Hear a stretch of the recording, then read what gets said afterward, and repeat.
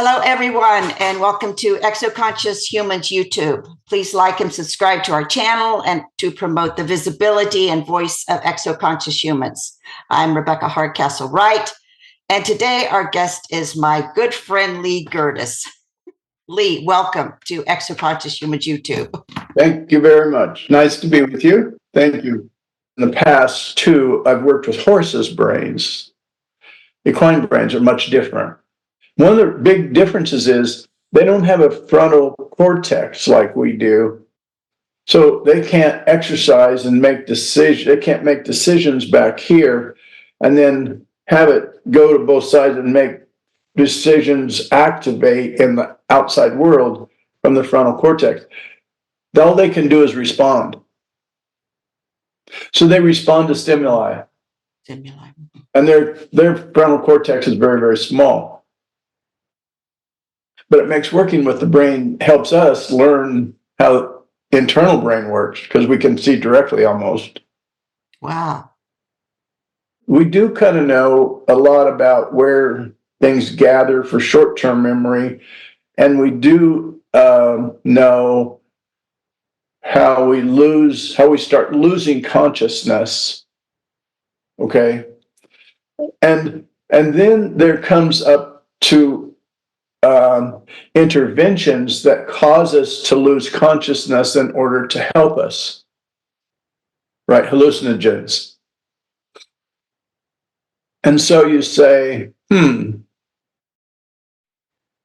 trying to reset the brain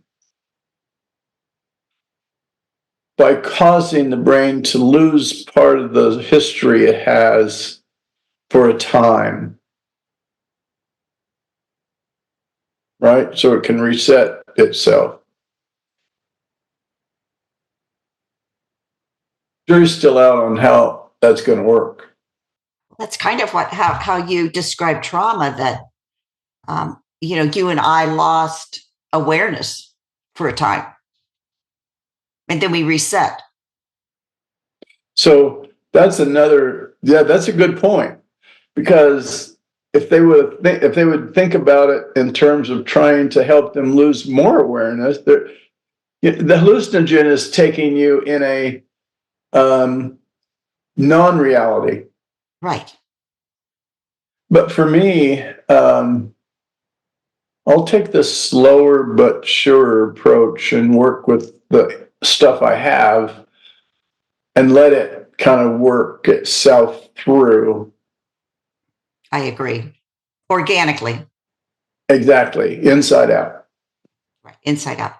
So could we spend some time, because directly related to COVID is, of course, the work of Charles Lieber at Harvard, and who was fired, and some big lawsuit that really never went to court because the depositions would not want to be heard. So he was the man that did the brain to computer interface part of the vaccine of COVID. And he has patents for it. And then just this week, Elon Musk comes out with the neural net implanting the neural net implants. So there obviously is some kind of probably military-based program. It would help the military if they didn't have to talk on a phone or anything. A soldier's brain could automatically communicate with a craft they're flying, with artillery that they're firing, with a tank that they're driving, so that you would have this seamless human interface with brains and technology. And I think the military probably has, with DARPA programs like that have gone deep into actually what Elon Musk is now introducing to the public as neural net. So then that would, connect me to my phone, of course, connect me to other devices seamlessly. So that's, what many people call transhumanism. I call that transhumanism, where we need a technological extension to advance ourselves as a human species. That's kind of the bottom line for a transhumanist. So how do you view that as a possibility, or a reality? So is it even possible to do this? Is it a reality that it's actually happening? Or is this something that organic, natural, as you've described it, divine humans don't really need to worry about? I think we always need to worry after we push limits, because to some degree, we always have to be cautious because we don't know exactly what we're doing. Probably if there was more experience of working towards a need, less experience of rightness because of ego, we would have diminished cancer right now. We would have some disease states that we would have had helped humans conquer much more quickly. And maybe after this time of, I believe it will happen, after this time of distrust for so many things, including medicine, we'll start into a new cycle in human consciousness of more faith in character, in values, in than we do for power and money.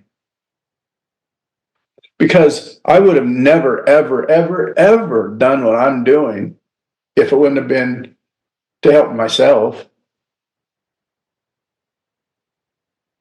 I wouldn't have done this. I wouldn't have endeavored in this. This isn't my thing. We worked with Navy SEALs, and they had quote unquote war stress. That they had to deem it war stress so that they wouldn't get taken out of the ranks, right? Instead of PTSD, but you and I would call it PTSD. We'd look at you know what I mean. So, but they were dealing with war stress, so we dealt with them in clinical trial, and then afterwards, the Department of Defense says, no, we want more than just how they think they are, i.e., a subjective review. We want an objective review. We want you to look at C-reactive protein, tells how the stress levels are in the body. We want you to look at fMRI for default mode network so we can see how the brain's using blood. And we want that to happen before your intervention, after your intervention, in 3 weeks, 3 months, and 6 months. And I said, no way I'm going to do that. No, I'm just like a big 5-year-old pouting and said, Chuck, I don't, the Wake Forest neurologist. I said, I don't want to do that. I know these guys. You know what they're going to do? They're going to go be back deployed in a matter of weeks after they come out of this. He said, Lee, if we don't, we won't have the money to do the trial, and therefore we won't know ourselves. I said, okay, go ahead, let's do it. So we did it.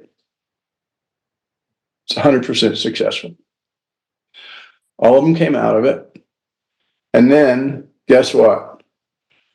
Default mode network, much better after the intervention. 3 weeks, a little bit better than that.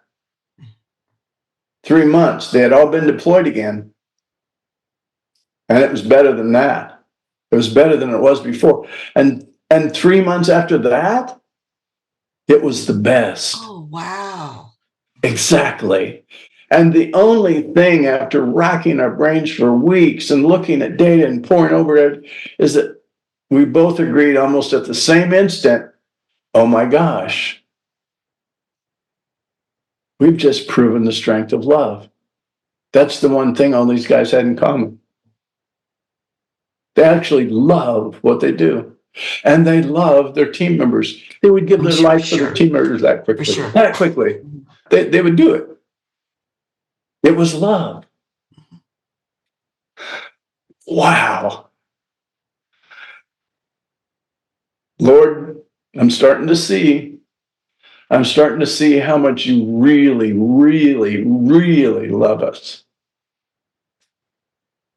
And so, Rebecca, if we could just have a love potion to rub on somebody's forehead or something when they come in to see us. And so there you go. Go out in the world and be, there's a little more to it than that, of course, but that would make all the difference in the world. It would help us to see and discern.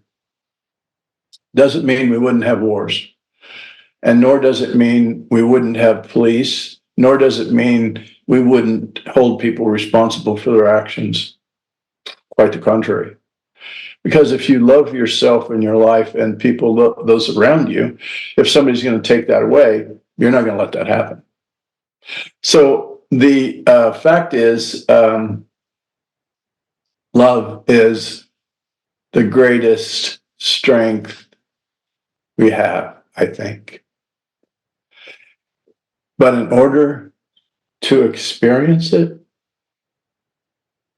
which I did after 8 years when my brain could heal, and I could think about, well, what in the world, why did I literally almost hate God for 8 years, and now all at once, and then I went, oh. And I thought about this story of Joseph in the Bible, and his brothers throw him in a well. He goes to Egypt. He gets in more trouble than I do. I mean, left, right, and upside down. Finally, his brothers come to him because they're starving in their country. So he says, well, I remember y'all. You're my brothers. And they said, uh-oh, we're in trouble. And he says, no, what you meant for harm, God meant for good. And I experienced that. What those young men meant for harm, for whatever reason, God meant for good. And that's when I could give myself again, powerfully, to God by not doing anything, just giving all and not doing anything. Just lead me. And so sometimes we forget, or we think it's just a Valentine's Day shtick, right? Or we don't get the power of it. We think that the power is about strength. It's about acceptance and weakness and incorporation. Being human. And increasing our paradigm so we can hear and so we can see. Which is consciousness. We call it ESP, but it's really advancing our sensory array filtered by our brain. Exactly. And it's filtered by the brain. And so it gets off in trauma, which it does to protect us, that sometimes we can't see it or understand it. Something's wrong and not knowing what it is lets people mostly end up thinking it's me. I'm wrong. Except I think in the case of trauma, you're really talking about shame there. Like, I'm not right. I'm not good enough. I have a inner shame. But for me, it was almost like an objective thing that I know I'm all right, but there's something wrong that I don't understand what that is. I'm not causing it, but it's within me. And so that led you to your field, and this led me to mine. Yes. Yeah. Whatever's going to happen, I just think is going to be great, and I'm going to be able to see it and cheer. Our community calls that co-creation. So when things were coming together for you and you thought, oh, if I could just get this fulcrum, work on this fulcrum, and I received this message, and that's co-creation. So you receive a message, but then you do something with it. You don't just want to run around and tell your story. You actually want to create the innovation, make the invention, put some mental time and energy into it, and commitment and passion and love. But you see, sometimes people are that way. I used to call myself a schizophrenic learner because I was over here in computer software and math and physics, and then jumped over here in psychotherapy and theology. Now those aren't necessarily lovey-dovey, but and I didn't know myself at the time, but I didn't have to know. You see, we don't have to know. We have to have faith. And that will support our courage to not know, like you were so courageous and you didn't know what was wrong.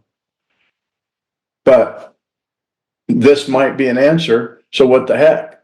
That's why we call ourselves exoconscious humans, because we're aware that we are guided and we are moral and things happen to us that we don't understand and we think are the worst possible thing that could happen, when it does turn out to be the best possible thing that could happen. And we're vulnerable and we need each other and we need a community. And It's not about being a lone wolf. Not at all. No, it's about being a community and trusting other people to be honest and forthright with each other. Well, thank you for being with us today. I so appreciate it, Lee.